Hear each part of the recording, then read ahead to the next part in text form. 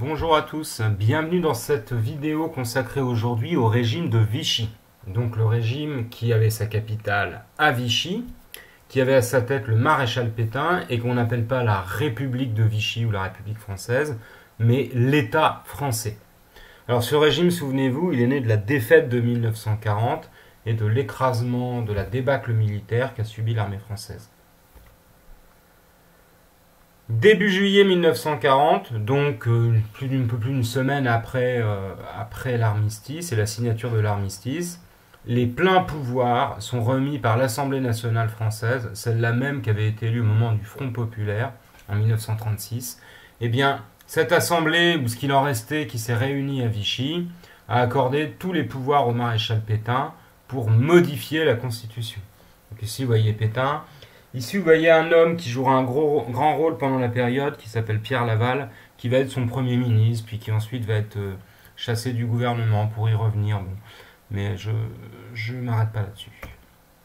Alors, deux documents pour bien comprendre. L'Assemblée nationale donne tout pouvoir au gouvernement de la République sous l'autorité du maréchal Pétain pour promulguer une nouvelle constitution de l'État français. Donc désormais, c'est plus la République se saborde et devient l'État français. Cette constitution devra garantir les droits du travail, de la famille et de la patrie. Ce sera le slogan, la devise du régime, ce sera plus liberté, égalité, fraternité, mais travail, famille, patrie. Alors voyons ce qui va être mis en place très vite par Pétain. Donc nous, Philippe Pétain, maréchal de France, déclarons assumer les fonctions de chef de l'État français. Le chef de l'État français a la plénitude, c'est-à-dire la totalité du pouvoir gouvernemental. Il nomme et révoque les ministres. Il exerce le pouvoir législatif, il promulgue les lois et assure leur exécution, et il dispose de la force armée. Ce qui signifie qu'on n'a pas de séparation des pouvoirs dans ce régime de Vichy, et que le maréchal Pétain est à la fois le législateur, c'est lui qui va créer les nouvelles lois, et qui peut les faire appliquer automatiquement. Donc ça n'est plus une démocratie, au sens où il n'y a pas de 1. Séparation des pouvoirs, 2. D'assemblée élue, ou de chef de l'État qui a été élu. C'est ce qu'on appelle un régime autoritaire, ou une autocratie.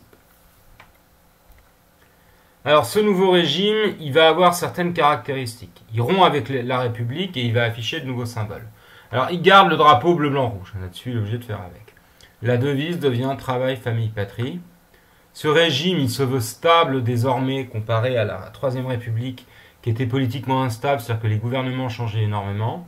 Désormais, un homme fort à sa tête. Et il prend un nouveau symbole, c'est plus le coq gaulois, c'est la francisque, qui était une hache utilisée par les Francs, donc qui est un symbole militaire, un symbole de force, un symbole de pouvoir et d'autorité. Le slogan est là. Le travail, alors pourquoi? Parce que ça s'oppose principalement aux lois sociales du Front populaire et à l'idée que le travail, c'était l'apanage des ouvriers. Là, on met plus en avant le travail des ouvriers spécialement, mais aussi celui du monde agricole et des artisans.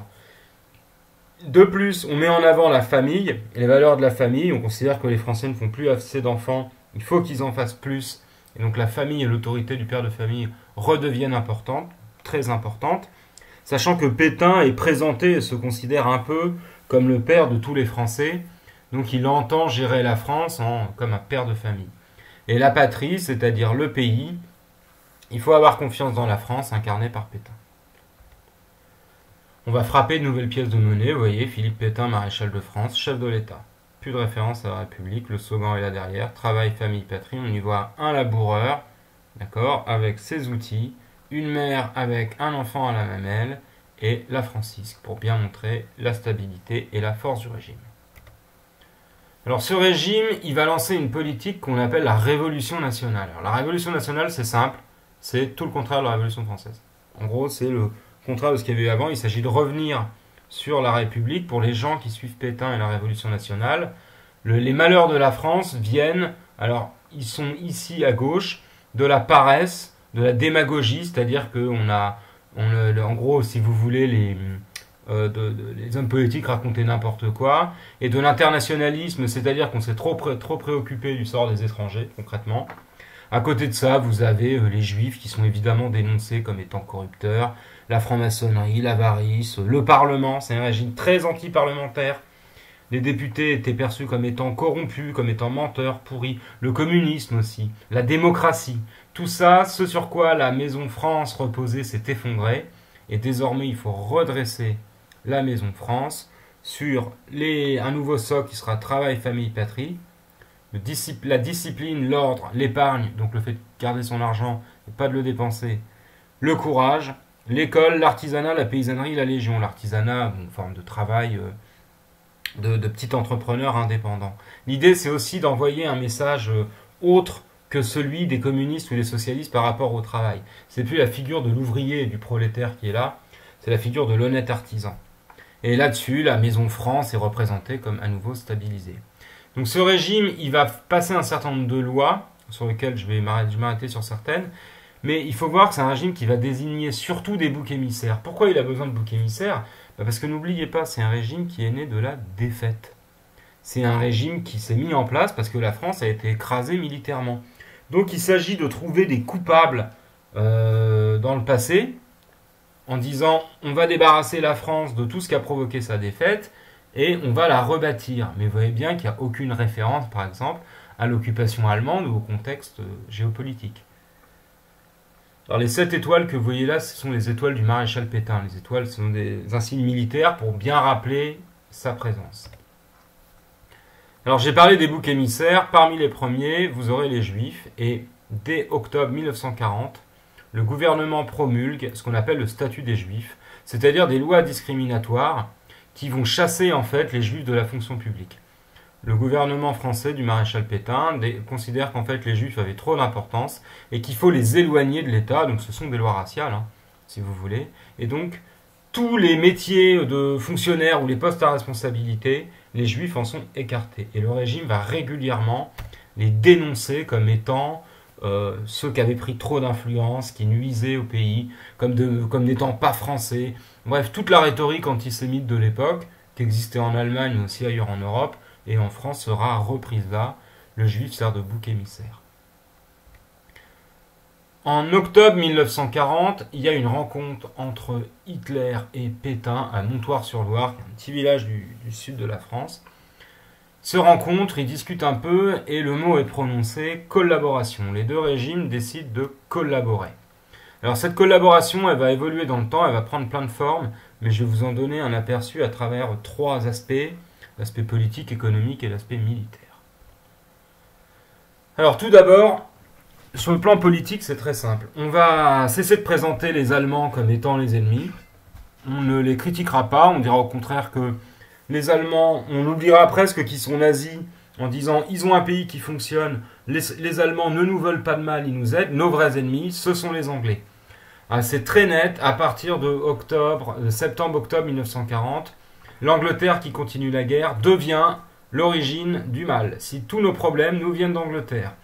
La perfide Albion a nui à la France, et donc le régime de Vichy expliquera que finalement tout ce qui va mal actuellement ne vient pas de l'Allemagne, mais des Anglais qui nous ont poussés à la guerre et poussés à la défaite. Alors, en termes de coopération militaire, vous allez avoir la mise en place en 1941 de ce qu'on a appelé la Légion des volontaires français contre le bolchevisme. Au moment où Hitler commence sa guerre à l'Est face à l'URSS, donc l'opération Barbarossa, on met en place une possibilité pour les Français de s'engager volontairement pour aller combattre aux côtés de l'armée allemande sous couleur française en URSS. Donc là, vous avez clairement un engagement anticommuniste, anti-bolchevique et réellement pro-nazi, parce qu'il s'agit d'aider les nazis dans leur guerre à l'Est. En zone occupée, très rapidement, on aura le port de l'étoile jaune qui sera obligatoire pour les Juifs. Je dis en zone occupée parce que l'étoile jaune ne sera pas appliquée en zone libre. Rappelez-vous, la zone libre, c'est la zone sud de la France qui, jusqu'en novembre 1942, ne connaît pas d'occupation allemande, elle est uniquement sous l'autorité de Vichy. Si Vichy vote des lois antisémites, le port de l'étoile jaune sera imposé par les Allemands, et donc après 1942, il le sera aussi en zone libre.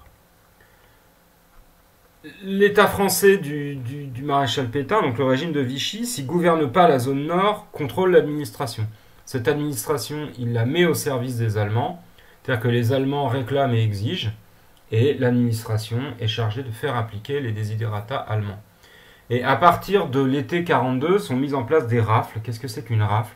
Eh bien, c'est une arrestation massive, et là, vous voyez des images.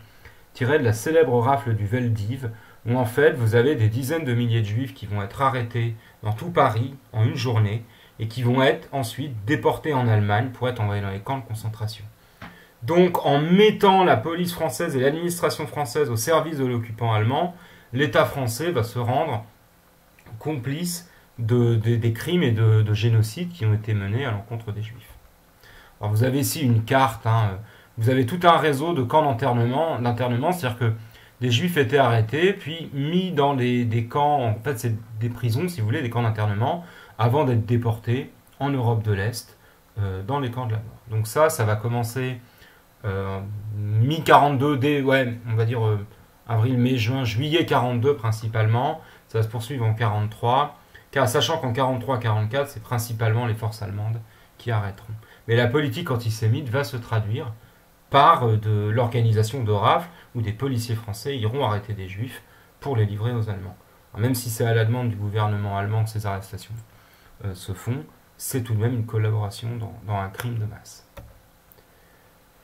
À partir de 1943 est créée ce qu'on appelle la milice. Alors qu'est-ce que c'est que la milice?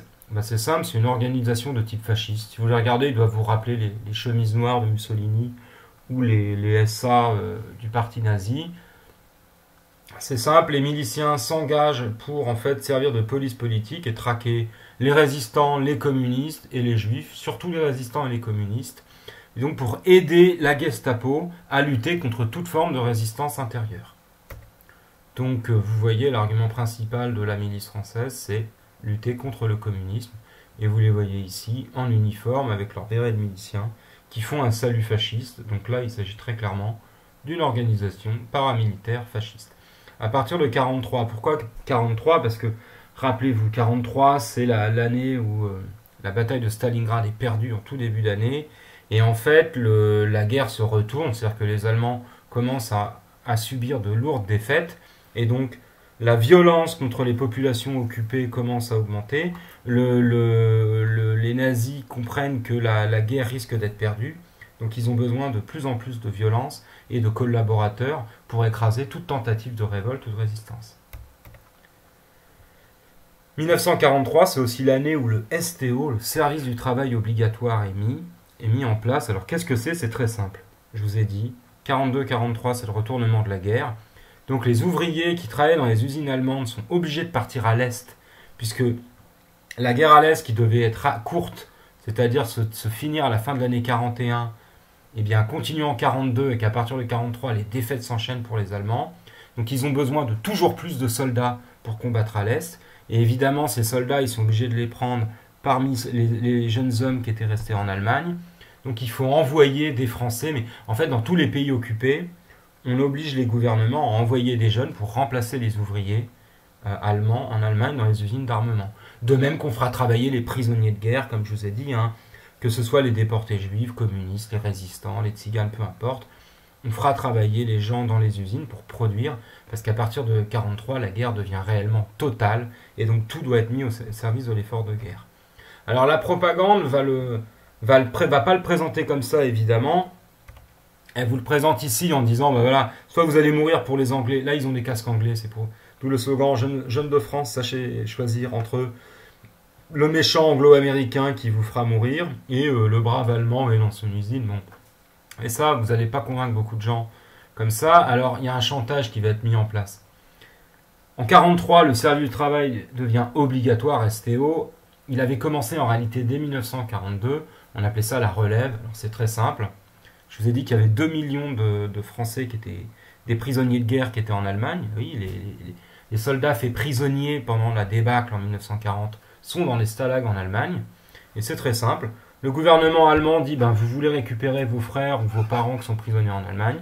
Très bien. Contre 3 travailleurs français qui iront travailler dans les usines allemandes, on libérera un prisonnier. Donc potentiellement, ça fait jusqu'à 6 millions d'ouvriers. C'est pour ça que c'est marqué ici, vous avez la clé des camps, travailleurs français, vous libérez les prisonniers en travaillant en Allemagne. Donc on incite les Français à partir, à s'engager d'abord pour la relève, puis ensuite dans le STO, en disant vous allez aller libérer des Français en prenant leur place.